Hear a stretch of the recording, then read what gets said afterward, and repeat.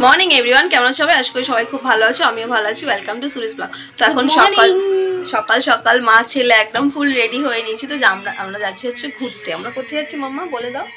বড়দিদি office দিয়ে একটা ভেকেশনের clip দিয়েছে, তাই বড়দিদি, প্রিয়াঙ্কা মাসুমনি আর আমি আর মা। হ্যাঁ, তো আমরা যাচ্ছি হচ্ছে আদ্যাপীঠে, একটা অফিসিয়াল কাজ আর কি ছিল, তো সেটার জন্যই আমাদের যাওয়ার সঙ্গে সারাদিনের ঘোরাফেরা। তো চলো আমরা এখন বেরাই। তারা ওখান থেকে বেরিয়ে গেছে, মানে আমার ফ্রেন্ড আর আমার বড় মামি। তো চলো এখন বেরাই। আর আমার মা ছেলেকে কেমন লাগছে অবশ্যই কিন্তু কমেন্টে জানিও। তো চলো এখন টুক করে বাই। তো আমরা শিয়ালদা স্টেশনে ঢুকে গেছি আর টিকিট কাটাও হয়ে গেছে, আর সাথে টিকিট ট্রেন দেবে। তো আমরা কোথায় যাচ্ছি একটু বলো? দক্ষিণেশ্বর। সারাদিন আমরা খুব মজা করবো, তাই তো? আর ঠাকুরের দর্শনও করবো। তো ট্রেন দিয়ে দিয়েছে আর আমরা ট্রেনে উঠেও গেছি। তো আমরা এখন চলে এসেছি দমদম মেট্রোতে, যেহেতু আমরা ডাইরেক্ট ডানকুনি লোকালটা মিস করে গেছিলাম দক্ষিণেশ্বরে, ওই জন্য আমরা এখন আর কি দমদমে নেমেছি। নেমে এখান থেকে মেট্রোতে করে তারপর দক্ষিণেশ্বর যাবো। তো উঠে গেলাম মেট্রোতে, আর ভাবেন উইন্ডো সিটে বসে বাইরের দৃশ্যটাকে উপভোগ করছিল। তো নেমে গেলাম দক্ষিণেশ্বর মেট্রো স্টেশনে। চলে এলাম আদ্যাপীঠ মায়ের মন্দিরে। তো এটা হচ্ছে মায়ের মন্দিরের মেন গেট। মন্দিরে প্রবেশ করেই আমরা আগে এখান থেকে ভোগের কুপনটা কেটে নিলাম, কেন যেহেতু দেরি হয়ে যাবে তাই। হচ্ছে মন্দিরের ভেতরে, আর এসে আমাদের যে মানে দুপুরের প্রসাদের যে মহাভোগের যে কুপনটা সেটা কাটাও হয়ে গেছে। তো এখন আমরা যাচ্ছি হচ্ছে পুজোর ডালাটা নিতে। তো ওই দোকানের দিকে সামনে অনেকগুলো দোকান রয়েছে, আর মায়ের মন্দির এখন বন্ধ রয়েছে। 10:30টায় বললো খুলবে না, তো 10:30টায় খুলবো, তারপর আমরা খুলতে হবে। তো মাকে দেখলাম পুজো হলো, তো ভেতরে যেহেতু ভিডিও করা অ্যালাউ নেই তাই ভিডিও করতে পারিনি। আর সবাই জাস্ট এই আরতিটা শেষ হলো, সবাই এত বেশি ভিড় হয়ে গেছে, সবাই বেরিয়েছে। তো আমরা এখন একটু বাইরের দিকে যাবো, গিয়ে চাটা খাবো। তো চাটা খাওয়া হয়ে গেছে, মাথাটা একটু ছাড়িয়ে নিয়েছি। তো এখন একটু বসেছি, যেহেতু ভোগ দিতে অনেকটা টাইম দেরি আছে। তো আমরা এই যে মন্দিরের দালান আছে, এখানে আমরা এখন বসে আছি। আর এই যে দুষ্টু বাচ্চাটা সারাক্ষণ এদিকে দৌড়াদৌড়ি করে বেড়াচ্ছে ফাঁকা জায়গাটায়। এটা হচ্ছে আদ্যা মায়ের মেন মূল মন্দির। তো মন্দিরটা পুজো হয়ে যাওয়ার পর আবার বন্ধ হয়ে গেছে, তো আবার যখন খোলা হবে মনে হয় বিকালবেলা। আর এই যে সিঁড়িটা, এই সিঁড়িটা দিয়ে উপরে উঠে মাকে এখানে দাঁড়িয়ে আর কি উপরটায় দালানে দাঁড়িয়ে দেখা যায়, যেহেতু ভেতরে মায়ের ওখানে অ্যালাউ নেই। তো ওই যে ওইখানটায় দাঁড়িয়ে মাকে এইভাবে এই মন্দিরের সামনের দিক থেকে দেখতে হয়। এই যে সামনের দিকে ওখানে দরজা আছে, ওই যে ব্রাউন কালারের দরজাটা।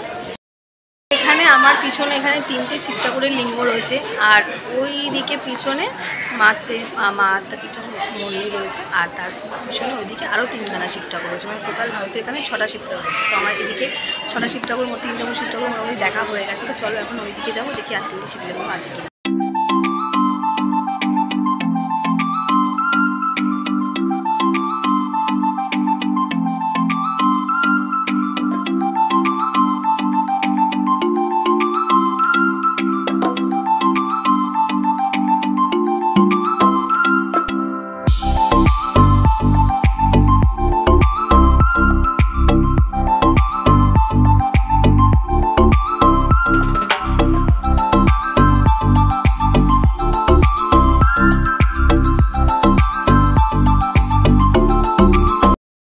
জায়গাগুলো এত সুন্দর, মানে এলে যেন মনটা শান্তি হয়ে যায়। দক্ষিণেশ্বর বলো, আদ্যাপীঠ বলো। আদ্যাপীঠে আমার আজকে প্রথম আসে, আমি আগে কখনো আসিনি।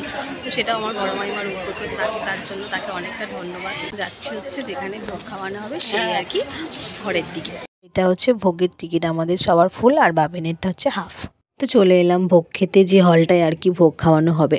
তোমাদেরকে তো ভোগের আর কি টোকেনটার মানে যে দামটা সেটাই তো বলা হয়নি। তো বড়দের হচ্ছে 80 টাকা, আর বাচ্চাদের 5 বছরের নিচে হচ্ছে 40 টাকা। তো ভোগ দেওয়া শুরু করে দিয়েছে। আর প্রথমে দিয়েছিল হচ্ছে বাসন্তী পোলাও, আর একটা হচ্ছে কুমড়োর চপ।